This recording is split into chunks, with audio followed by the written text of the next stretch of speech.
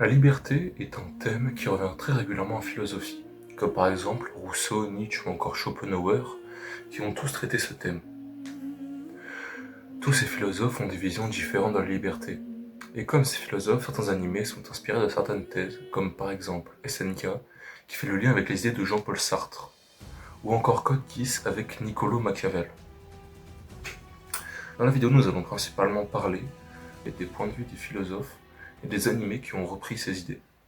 Tout d'abord, Code Geass. Dans Code Geass, la liberté s'inscrit dans une logique Machiavel. Elle n'est pas morale ni individuelle, mais politique et collective. Le loup cherche avant tout à libérer un peuple de la domination, quitte à employer de la violence et la manipulation. Comme chez Machiavel, la liberté naît d'un pouvoir fort et parfois tyrannique, exercé par un dirigeant prêt à sacrifier sa propre liberté et sa moralité. En devenant l'ennemi du monde, le louche permet paradoxalement l'instauration d'un ordre stable et libre après sa mort, montrant que la liberté est ici le fruit d'un sacrifice tragique plutôt qu'un idéal pur. Dans Shingeki no Kyojin, la liberté peut être comprise à travers l'existentialisme de Sartre, pour qui l'homme est condamné à être libre. Les personnages, et surtout Irène, sont constamment placés face à des choix impossibles, mais ne peuvent jamais s'y soustraire. Ne pas choisir serait encore un choix. Cette liberté est angoissante, car elle implique une responsabilité totale vis-à-vis de ses actes et de ses conséquences. Irène incarne cet acte. Irène incarne cette idée sartrienne en assumant pleinement ses décisions, même les plus violentes, au nom de la liberté, sans pouvoir se réfugier derrière le destin ou les circonstances. Ainsi, SNK montre que la liberté n'est pas un idéal heureux, mais un fardeau tragique qui oblige l'individu à se définir par ses actes. Dans Neon Genesis Evangelion, la liberté peut être analysée à travers la pensée de Schopenhauer, pour qui l'être humain n'est pas vraiment libre, car il est dominé par une volonté irrationnelle, aveugle et incessante, source de souffrance. Les personnages d'Evangelion, en particulier Shinji, sont prisonniers de leurs désirs contradictoires. Vouloir être aimé, reconnu, tout en fuyant la douleur que le lien aux autres implique.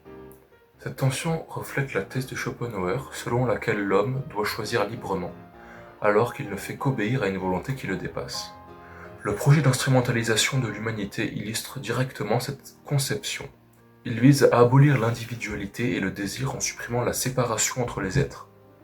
Afin de mettre fin à cette souffrance, cette solution rappelle la tentative de Schopenhauer de nier sa volonté, seule voie possible vers la paix. Toutefois, le refus final de Shinji marque une nuance essentielle. Malgré la souffrance inévitable, il choisit d'exister comme individu. Evangelion ne propose donc pas une liberté héroïque ou absolue, mais une liberté minimale et tragique. Accepter la souffrance liée au désir plutôt que de disparaître dans l'illusion d'une paix sans volonté. Dans Vinland Saga, la liberté est présentée comme un processus de dépassement de soi, très proche de la pensée de Nietzsche. Au début, Thorfinn est esclave de sa haine et son désir de vengeance, ce qui l'enchaîne à une morale de la violence, de la réaction, comparable à une morale d'esclave, où l'individu agit par ressentiment. Sa quête n'est pas libre, elle est dictée par le passé. Progressivement après la perte de son but et son expérience d'esclavage, Thorfinn entreprend une transformation intérieure. Il comprend que la véritable liberté ne consiste pas à dominer ou à tuer, mais à se libérer de la haine qui le gouverne. Cette évolution illustre une forme de dépassement de soi, centrale chez Nietzsche, où l'homme fort n'est pas celui qui exerce la violence, mais celui qui est capable de la recréer.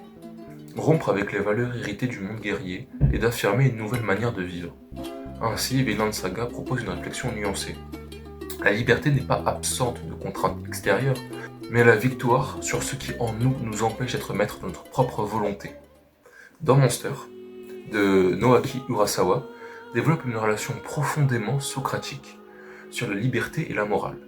Le docteur Tenma incarne l'idéal de l'homme juste. Il agit selon sa conscience plutôt que selon les lois ou les intérêts sociaux, illustrant l'idée de Socrate selon laquelle il vaut mieux subir l'injustice que la commettre. Face à Johan, personnage qui manipule les autres et nie toute valeur morale, Tenma est constamment amené à se questionner: a-t-il le droit de tuer pour empêcher le mal? Ce questionnement permanent, fait de doutes et de remises en cause, rappelle la méthode socratique, où la vérité ne se possède jamais définitivement mais se cherche par l'examen de soi.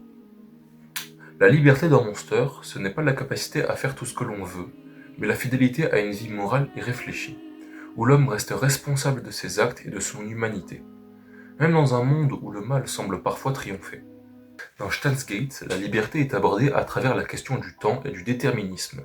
Les personnages semblent capables de modifier le passé, mais découvrent rapidement que certaines tragédies se reproduisent inévitablement, comme si le futur résistait à leur choix.